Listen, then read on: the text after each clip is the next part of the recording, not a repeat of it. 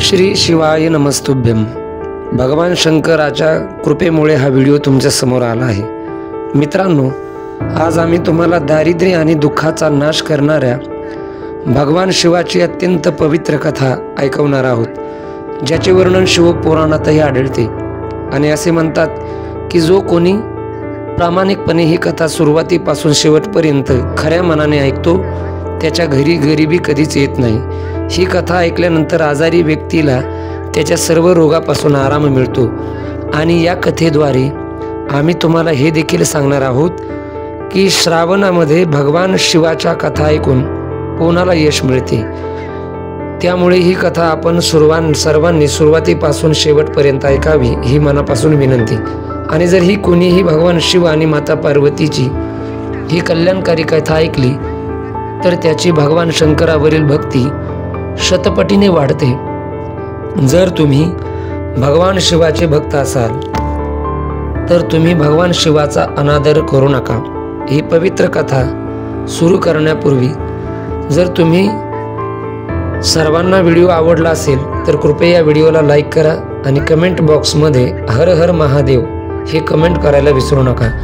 भगवान भोलेनाथ तुमच्या सर्व इच्छा पूर्ण करतील आणि तुमच्या कुटुंबावरील तुमच्यावरील सर्व संकटे नष्ट करतील। चला तर या शक्तिशाली पवित्र कथेला आपण सुरुवात करूया। एक पंडित त्याची पत्नी आणि त्यांच्या मुलाबरोबर राहत होता। त्यांच्या मुलाचे नाव सोमनाथ होते। तो पंडित रोज सकाळी उठून आंघोळ करून तुळशीच्या रोपाला पाणी घालत असे आणि रोज त्या शहरातील सर्व घरोघरी जाऊन भगवान शंकराची कथा सांगत असे। पण त्या पंडितांनी केलेले हे सर्व कामे त्याच्या पत्नीला अजिबात आवडत नसायची, कारण त्या पंडिताची पत्नी अनेक वर्ष भगवान भोलेनाथाची पूजा करायची आणि श्रावण महिन्यामध्ये सोमवारची व्रतही ठेवायची। मात्र हे सर्व करूनही त्यांना गरिबीचा सामना करावा लागत असत। त्यामुळे पंडिताच्या पत्नीला भगवान भोलेनाथाचा खूप राग आला आणि त्यांनी त्याची पूजा करणे बंद केले। त्याचप्रमाणे पंडित तरुण होता तोपर्यंत ते भगवान भोलेनाथाची कथा सांगून किंवा पूजा अर्चा करून कुठून तरी मिळणाऱ्या पैशातून कुटुंबाचा उदरनिर्वाह करत असत। मग एके दिवशी पंडितजी आपल्या पत्नीला पुन्हा भगवान भोलेनाथाची पूजा करायला सांगू लागले। ती मनात विचार करून भगवान भोलेनाथाची पूजा करायची की एक दिवस नक्कीच येईल जेव्हा माझ्या सर्व इच्छा पूर्ण होतील। आणि ती मनातल्या मनात स्वतःला शिव्या देऊ लागली की आपण असे कोणते पाप केले असेल की ज्यामुळे आपल्याला इतकी गरिबी सहन करावी लागली आहे। आता हळूहळू पंडित आणि त्याची पत्नी दोघेही खूप म्हातारे झाले आणि आता पंडिताच्या अंगात एवढी ताकद उरली नव्हती की कुठल्या शहरात जाऊन भगवान भोलेनाथाची कथा त्यांना सांगता येईल। आता पंडित सुद्धा सतत आजारी राहू लागले, कारण त्यांना अनेक रोगांनी घेरले होते आणि घर चालवायला कोणीच नव्हते। त्यामुळे पंडित सुद्धा चिंतेमध्ये राहू लागले। हळूहळू त्यांच्या घरात काहीच उरले नाही। त्याला उदरनिर्वाहासाठी संघर्ष करावा लागला। तेव्हा पंडिताची पत्नी खूप रागावते आणि भगवान भोलेनाथाची पूजा थांबवते आणि आपल्या पतीला म्हणते, आपण दोघे किती दिवस भगवान भोलेनाथाची पूजा करणार आहात? कारण शिवशंभूची आराधना करता करता आम्ही दोघेही खूप म्हातारे झालो आहोत, पण तरीही आपल्याला एवढ्या मोठ्या प्रमाणात उपासना करूनही काही फळ मिळालेलं नाही। आपण इतकी गरिबी झगडत आहोत, आपण गरिबी आहोत, आपल्यापासून गरिबी दूर झाली नाही। आपण पूर्वीपेक्षा अधिक गरीब झालेलो आहोत। पूर्वीच्या गोष्टी ठीक होत्या, पण आता आपल्याला प्रत्येक गोष्टी रडावं लागतं छोट्या छोट्या गोष्टीसाठी। त्या पंडिताची पत्नी पुढे त्या पंडिताला म्हणाली, हे नाथ, मी मूर्ख आहे। मी एकदा भगवान भोलेनाथाची पूजा करणं थांबवलं आणि पुन्हा सुरुवात केली। श्रावणाच्या सर्व सोमवारी एक दिवस वेळ पाहिली नाही। मी दिवस भगवान भोलेनाथाची पूजा केली आणि उपवास सुद्धा केला। रोज तपश्चर्या करून शरीर कमजोर केले। नंतर हे सर्व करून मला काही फळ मिळाले नाही आणि आता तुम्ही शिवलिंगावर जल अर्पण करत आहात। शिवलिंगावर रोज जल अर्पण केल्यास तुमचा शिव काय देणार आहे तुम्हाला? असा प्रश्न विचारला पत्नीने आपल्या पतीला। पत्नीचे म्हणणे ऐकून पंडित तिला काहीही बोलले नाहीत, कारण त्यांचा पूर्ण विश्वास भगवान भोले बाबावरती होता. आपली पत्नी काय बोलते याच्याकडे त्यांचा लक्ष दिलं नाही. दुसरीकडे त्यांचा मुलगा सोमनाथ अजूनही शिक्षण घेत होता आणि काही दिवसातच त्याचे शिक्षण पूर्ण झाले. शिक्षण पूर्ण करून तो आपल्या घरी परतला आणि त्याने जेव्हा आपल्या आई आणि वडिलांना दुःखात पाहिले तेव्हा त्याने आपल्या भविष्याचा फारसा विचार न करता आपल्या आई आणि वडिलांची सेवा करण्यास सुरुवात केली. त्याचे हृदय त्याच्या आई वडिलांच्या प्रति प्रेमानं भरलं होतं. त्याने आनंदाने त्याच्या आई वडिलांच्या सर्व इच्छा पूर्ण करायला सुरुवात केली आणि घरातील सर्व जबाबदारी आपल्या खांद्यावर घेतली. आपल्या वडिलाप्रमाणेच त्याने शहरात जाऊन भगवान भोलेनाथाची कथा सांगायला सुरुवात केली आणि कथाकथन करून मिळालेल्या पैशातून कुटुंबाचा उदरनिर्वाह तो करू लागला. अशीच बरीच वर्षे निघून जातात. पण एके दिवशी त्या शहरातील प्रसिद्ध शिवमंदिरात प्रार्थना केल्यानंतर सोमनाथ तेथे उपस्थित शिवभक्तांना भगवान भोलेनाथाची पवित्र कथा ऐकायला लावतो आणि म्हणतो की जो कोणी भगवान भोलेनाथाची ही पवित्र कथा ऐकेल तोच खरा भक्त होईल. जो भक्त या कथा मनापासून ऐकतो भगवान भोलेनाथ त्याच्या सर्व मनोकामना पूर्ण करतात. सोमनाथ ही गोष्ट जेव्हा भक्तांना सांगत असतो तेव्हा त्याच मंदिरात त्या नगराचा राजा देखील आलेला असतो आणि ही गोष्ट तो राजा ऐकतो आणि सोमनाथला म्हणतो की आजपासून तुम्ही माझ्या राजकन्येला रोज भगवान भोलेनाथाच्या कथा ऐकायला या आमच्या राजवाड्यामध्ये, कारण मला माझ्या मुलीला चांगला वर मिळावा अशी माझी इच्छा आहे आणि त्यासाठी मी तुम्हाला रोज दक्षिणा म्हणून भरपूर पैसे देईन. राजाचे असे बोलणे ऐकून सोमनाथाला खूप आनंद होतो आणि तो राजकन्येला रोज कथा ऐकवायला तयार होतो. त्यानंतर राजाने सोमनाथाला आपल्या राजवाड्यात रोज राजकन्येला गोष्टी ऐकवायला लावल्या आणि त्या पैशातून तो आपल्या कुटुंबाचा उदरनिर्वाह करू लागला. पण सोमनाथ त्या आईला ही गोष्ट आवडली नाही. तिला तिच्या मुलाच्या भविष्याची काळजी वाटत होती, म्हणून तिला रोजच याची खूप काळजी वाटत होती. मग एके दिवशी पंडिताची पत्नी आपल्या पतिदेवांना म्हणते, मला माझ्या मुलाच्या भविष्याची चिंता आहे, कारण आमचे आयुष्य कसे तरी कमी झाले, परंतु मला आपल्या मुलाच्या भविष्याची आणि आपल्या मृत्यूनंतर त्याचे काय होईल आणि आपल्या भक्तिपूजेची चिंता आहे. आपला मुलगा राजाच्या महलातून जे काही दौलत घेऊन येतो त्या धनाने आपल्या कुटुंबाचे पोट भरते, पण बाकीच्या सर्व मनोकामना पूर्ण होतील. आता काय आपण फक्त पोट भरण्यासाठी जगायचं का? मित्रांनो, जेव्हा ही गोष्ट माता पार्वती यांनी ऐकली तेव्हा माता पार्वती त्वरित भगवान भोलेनाथ यांच्याकडे पोहोचते. तेव्हा भगवान भोलेनाथांनी विचारले, हे देवी पार्वती, आज तू खूप चिंतेमध्ये दिसत आहेस. तेव्हा माता पार्वतीजी भगवान भोलेनाथांना म्हणते, हे शिवशंभू, तुम्ही त्रिकाल ज्ञानी आहात, तुम्हाला सर्व काही माहीत आहे, तरीही अजूनही हा प्रश्न तुम्ही विचारत आहात मला.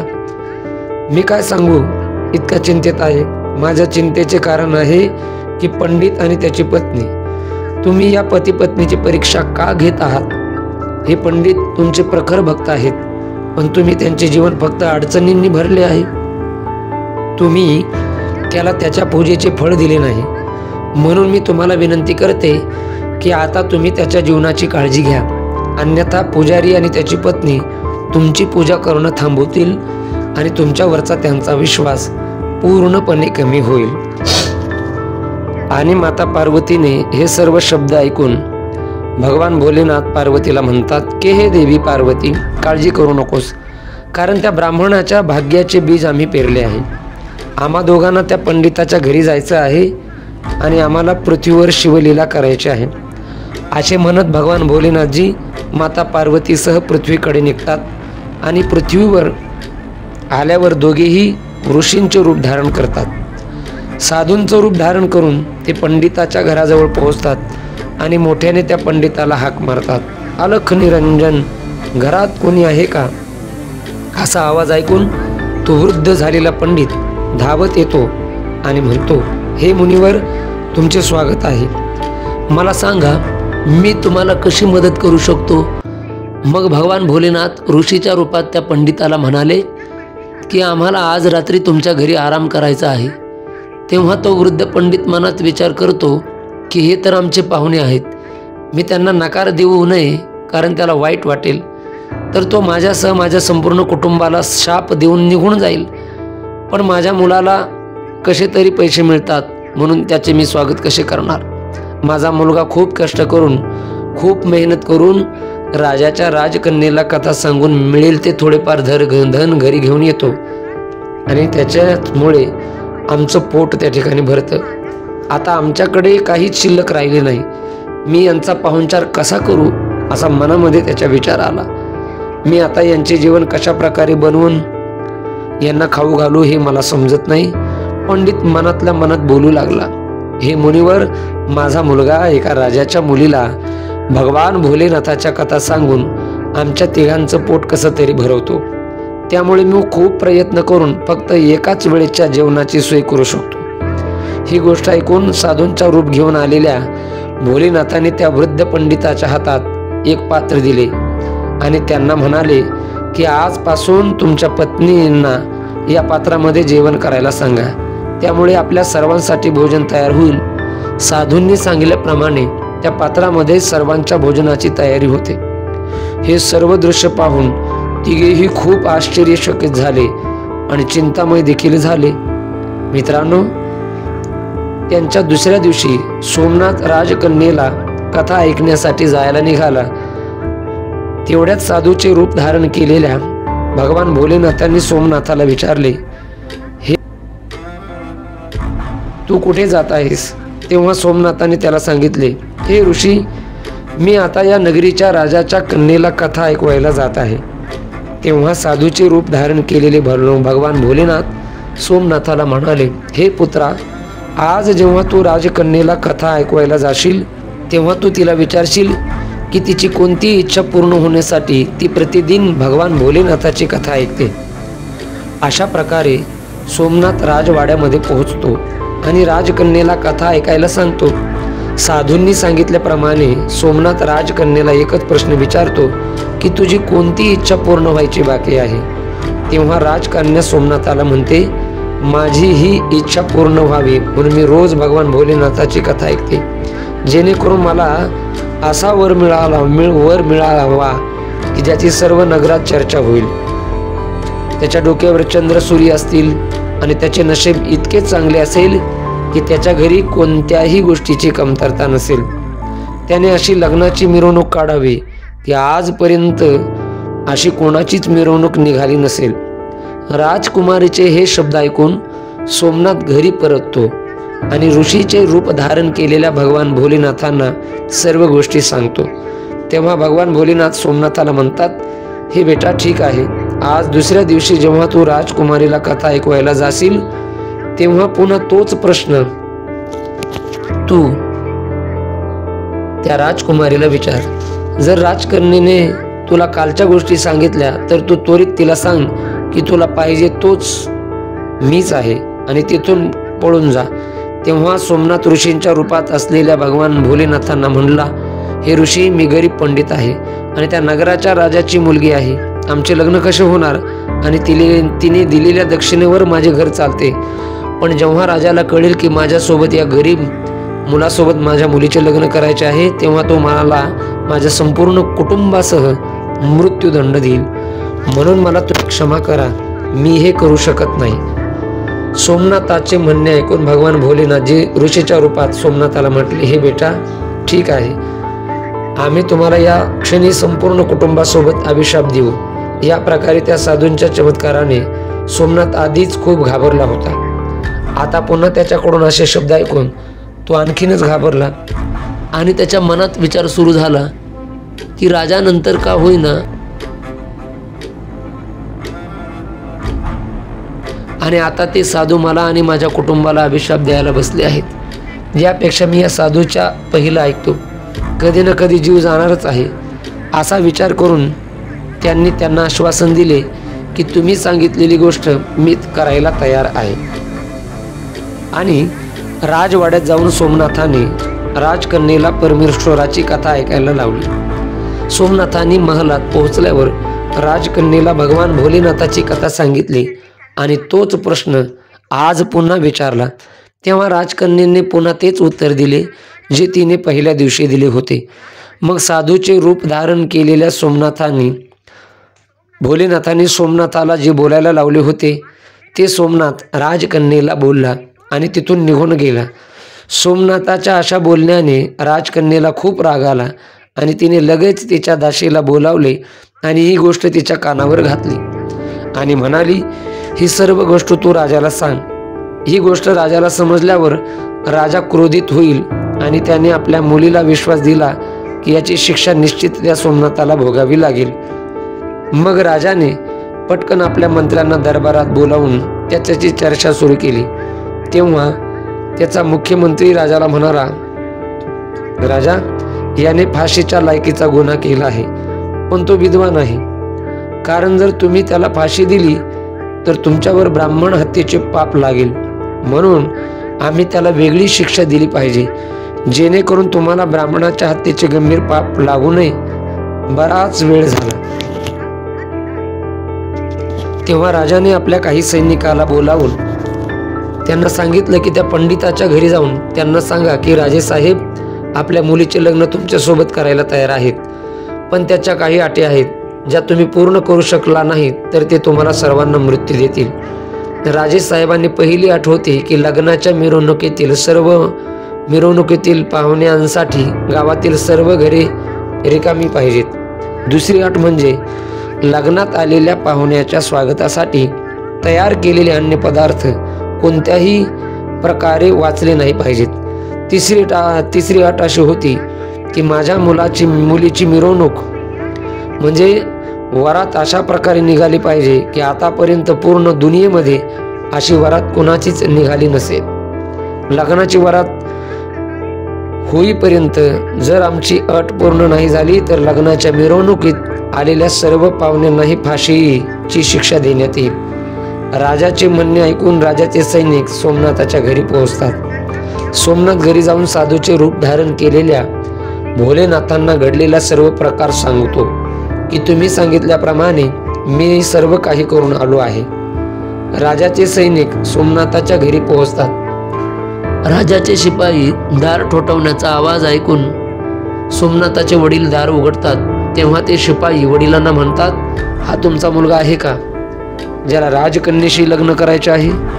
ठीक आहे, राजेसाहेबांनी आपल्या मुलीच्या लग्नाची परवानगीही दिली आहे, पण राजेसाहेबांनी सांगितलेल्या काही अटी पूर्ण केल्याच पाहिजेत, अन्यथा तुमच्या संपूर्ण कुटुंबाला फाशीची शिक्षा देण्यात येईल। हे ऐकून सोमनाथाचे वडील पूर्णपणे भयभीत होऊन त्यांना म्हणाले, अरे सैनिकांनो, राजाच्या कोणत्या अटी आम्हाला पूर्ण कराव्या लागतील? कृपया करून त्या आम्हाला तुम्ही सांगाव्यात।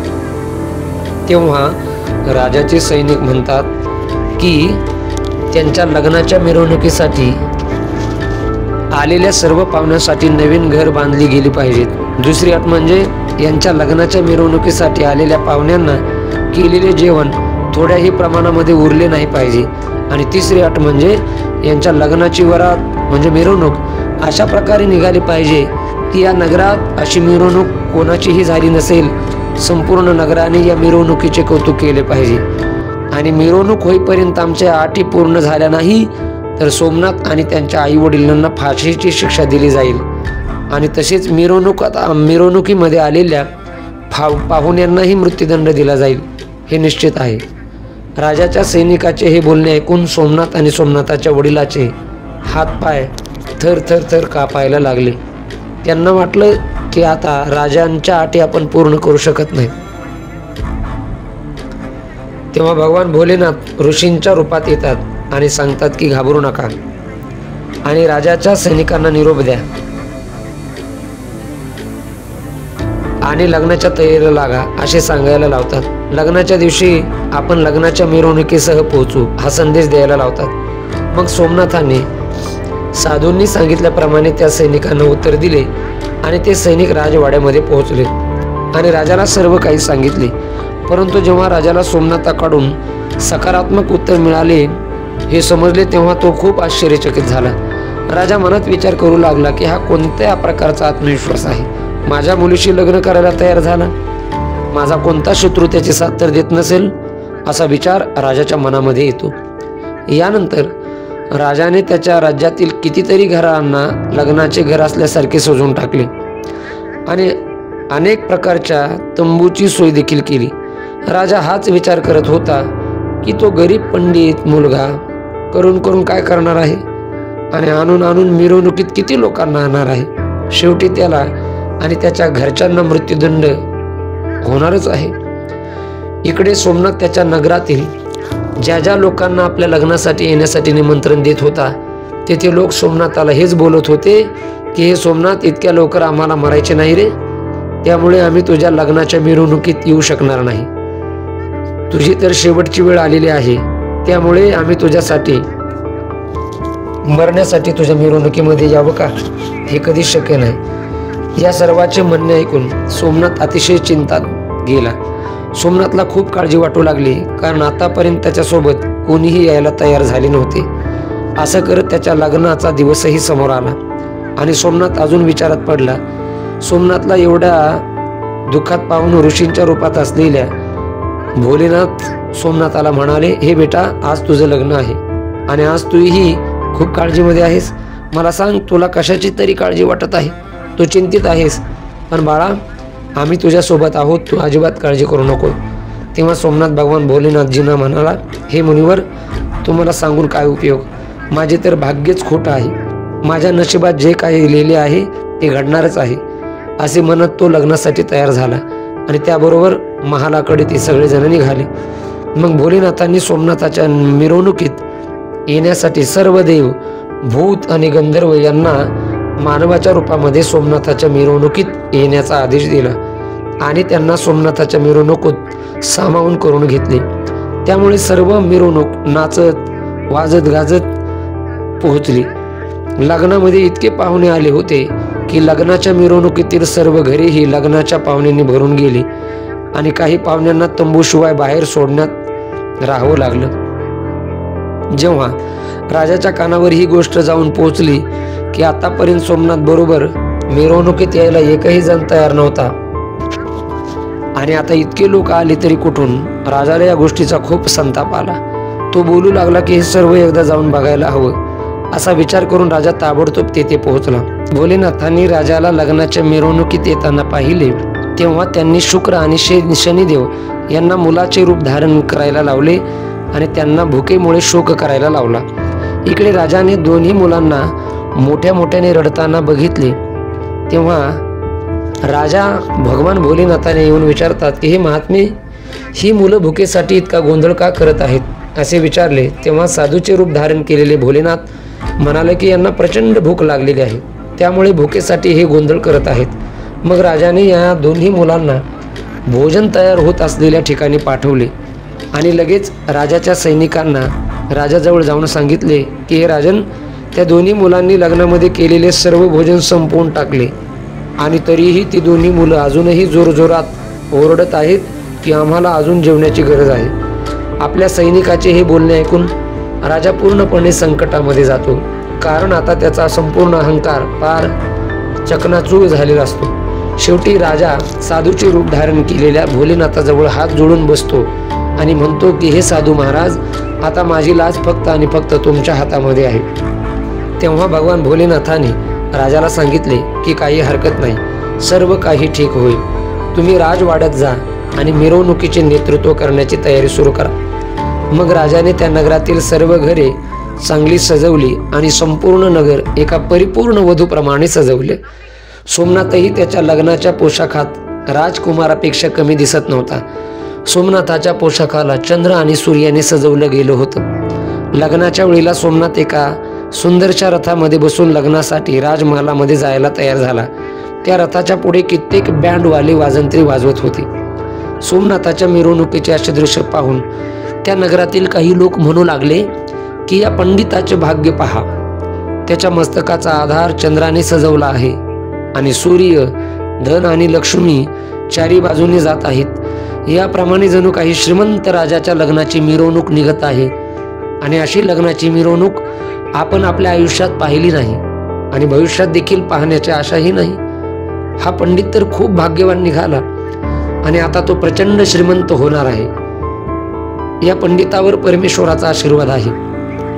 लोकांचे हे शब्द ऐकून माता पार्वती भगवान भोले बाबांना म्हणाली की हे भगवान, हे खरे आहे की ज्याला तुमचा आशीर्वाद मिळतो, ज्याच्यावर तुमची कृपा होते, त्याच्यासाठी अंधाऱ्या भांडाराचे देखील कुलूप उघडतात, त्याच्यावर चमत्काराचा वर्षाव होतो आणि त्याच्या रडक्या नशिबाचे भाषे बदलतात.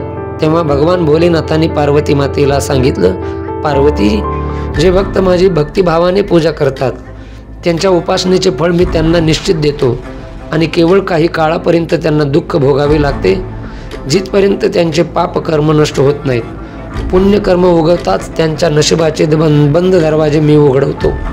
मग सोमनाथ आणि राजाच्या मुलीचे कायदेशीर विधिवत लग्न होते आणि सोमनाथ राजकन्येला आपल्या घरी आनंदाने घेऊन जातो. मित्रांनो, ज्या मुली ही कथा रोज श्रवण करतात, भगवान भोलेनाथाची कथा ऐकतात, त्यांना या राजकन्येप्रमाणे उत्तम वर प्राप्त होतो. कारण राजकन्येचे प्रतिदिन भगवान भोलेनाथाच्या कथेचे श्रवण केले होते, यामुळे तिच्या कर्मानुसार तिला मनासारखा उत्तम वर मिळतो. भगवान भोलेनाथ आणि माता पार्वतीच्या कृपेमुळे सोमनाथ खूप श्रीमंत आणि धनवान व्यक्ती बनला होता. त्याच्या घरामध्ये कोणत्याही गोष्टीची थोड्याही प्रमाणामध्ये कमतरता नव्हती. भगवान भोलेनाथांनी त्याला हे सगळ्या गोष्टी दिल्या. ही कथा आपण नक्की श्रवण केली पाहिजे. धन्यवाद.